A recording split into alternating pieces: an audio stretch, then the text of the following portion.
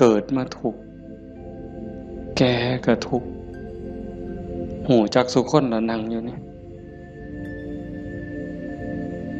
เจ็บแขวเจ็บข้างเจ็บแข้งเจ็บขาปวดหลังปวดแอวเคยหมดสุคนนะหัวงอกตั้งแต่หัวงอกก็คือมันบ่เจ็บบ่ปวดกระทุกเว้ยไม่ออกเป็นเลยว่ะซองกระจกเห็นผมงอกนี่ถอนปั๊บหลดย่านเข้าว่าเจ้าของเถ่าเห็นบ่อายุ40คนเขาเอิ้นแม่ใหญ่ได้งวกปั๊บตาเขียวปื้อเลยเด้